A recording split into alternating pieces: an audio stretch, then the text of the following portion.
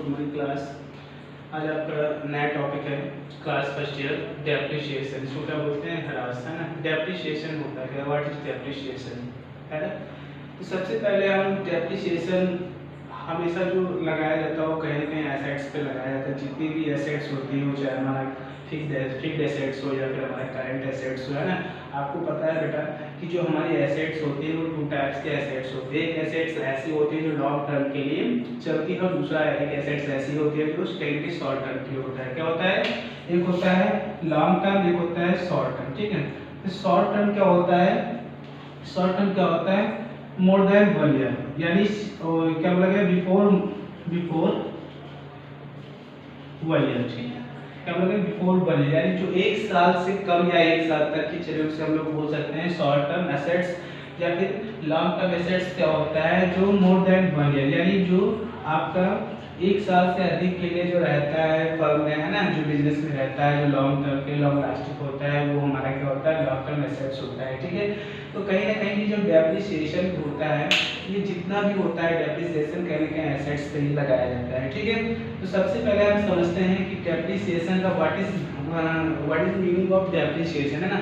तो क्या है हमारा?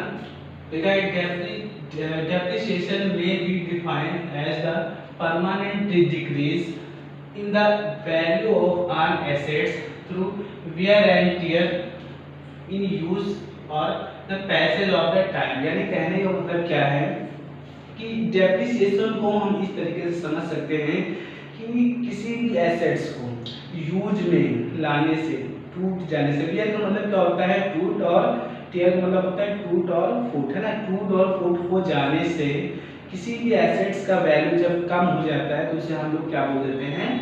डेप्रिसिएशन बोल देते हैं। क्या बोल देते हैं? डेप्रिसिएशन बोल देते हैं, ठीक है। हमेशा ये किस पे लगता है? एज ए एसेट्स पे ही लगाया जाता है डेप्रिसिएशन, ठीक है।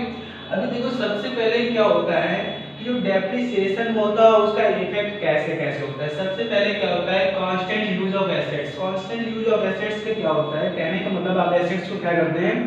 यूज में करते हैं ना। कभी एसेट्स को आप बढ़ाते हैं, कभी घटाते हैं, ठीक है। तो होता क्या है कि आप जब एसेट्स को बढ़ाते हैं, है ना, फिर उसको जब यूज में लाते हैं तो कहीं ना कहीं उसका क्या होता है? एसेट्स का वैल्यू गिर जाता है, कम हो जाता है, रिड्यूस हो जाता है, ठीक है। तो वो हमारा क्या होता है? कांस्टेंट यूज ऑफ एसेट्स हो जाता है। दूसरा क्या होता है? एक्सपायर ऑफ लीगल राइट्स, यानी कानूनी अधिकार जब समाप्त हो जाता है। जैसे मान लीजिए कोई एसेट्स है, ठीक है, उसका जब क्या होता है कि कोई लीगल राइट क्या होता है, जब वो क्लोज हो जाता है तो उसका जो वैल्यू होता है वो कम हो जाता है, ठीक है। फॉर एग्जांपल के तौर पे हम ये समझ सकते हैं, मान लीजिए कि ये ब्लैक बोर्ड है, ठीक है। तो इसको क्या कर रहे हैं? अभी जब तक हम इसको यूज कर रहे हैं तब तक इसका रेट है, बट कभी हम क्या करते हैं? इसको यूज से आउट कर देते हैं, समाप्त कर देते हैं, तो इसका क्या होता है? इसका वैल्यू क्या होता है? गिर जाता है, ठीक है। That is depreciation. ये भी एक तरीके से क्या होता है? डेप्रिसिएशन होता है, ठीक है। अगला दिया गया ऑब्सोलेंसेस। इसका मतलब क्या होता है? इसको बोल सकते हैं डिफिशिएंसीज रिड्यूस। रिड्यूस का मतलब क्या होता है? कमी हो जाना, किसी भी एसेट में कमी हो जाना। वो भी कैसे? जब वो क्या होता है? ओल्ड एज हो जाती है ना। जैसे मान लो कि कोई एक एसेट है, मान लो आपने एक कार खरीदी है ना, आपने उसको क्या किया? 2020 में खरीदा और 2023 में उसको सेल किया, है ना। तो अभी क्या हो गया? 2020 में खरीदा, 2023 में जब बेचा तो उसका मतलब क्या हो गया? वहां तक आते आते उसके वैल्यू क्या हो गया? डिक्रीज कर गया। तो उसको बोल देते हैं पुराना हो जाने के कारण भी क्या होता है? इसके मूल्य में क्या हो जाती है? कमी हो जाती है। इसको बोलते हैं डिफिशिएंसीज, ठीक है। अगला आता है डिप्लेशन। डिप्लेशन क्या होता है? इसको बोल सकते हैं रिक्तीकरण या फिर कमी बोल सकते हैं। इसको भी हम क्या कह सकते हैं? कहीं एसेट्स के मूल्य में क्या हो जाती है? कमी हो जाती है, ठीक है। अगला लिखा है एक्सीडेंट। एक्सीडेंट मींस क्या होता है? जैसे मान लो कि आपने कोई एसेट्स खरीदी, मान लीजिए कि आपने एक कार खरीदी या फिर बाइक खरीदी।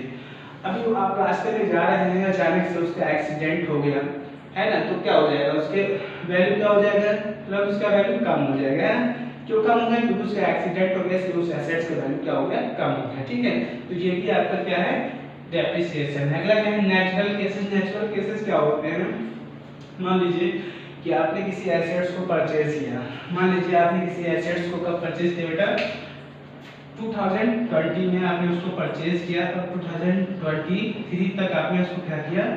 2023 तक आपने उसको मात्र उसका कोई यूज नहीं किया, आपने उसको सिर्फ होल्ड करके आगे कहीं रखा, है ना।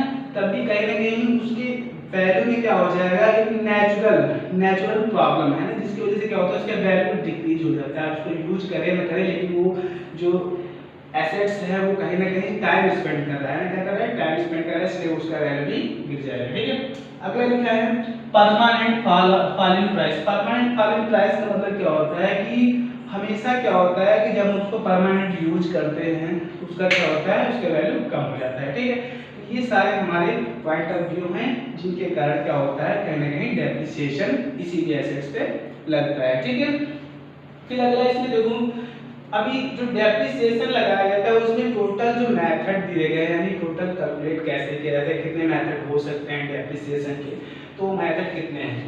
सबसे पहले इसमें जो इम्पोर्टेंट मेथड है वो टोटल कितने मेथड हैं, 18 यानी 18 मेथड है। ठीक है, लेकिन जो सबसे ज्यादा मोस्टली जो इम्पोर्टेंट मेथड है वो आपके कौन से हैं, फिक्स्ड इंस्टॉलमेंट मेथड, जिसको हम लोग बोल सकते हैं स्ट्रेट लाइन मेथड। सेकंड क्या है, डायमेंसिंग बैलेंस मेथड, इसको क्या बोल सकते हैं, वैल्यूलेस मेथड बोल सकते हैं। क्या बोल सकते हैं, वैल्यूलेस मेथड या फिर डायमेंसिंग बैलेंस मेथड। अगला आता है एन्युटी मेथड।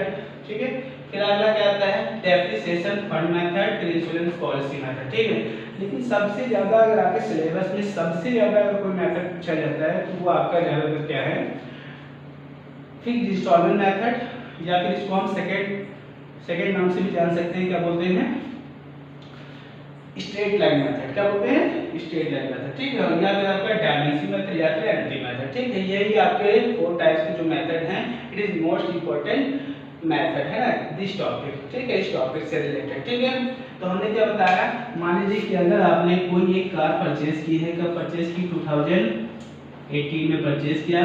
अब आपने क्या किया, जब आपने खरीदा तो उसका वैल्यू कितना था, 1 लाख, कितना था, 1 लाख। अभी आप क्या कर रहे हैं, उसको 2030 तक आप उसको यूज किए, क्या किए, यूज किए, टाइम स्पेंड किए, यूज किए, टाइम स्पेंड किए, है ना, ये नेचुरल रिसोर्स, नेचुरल प्रॉब्लम है ना।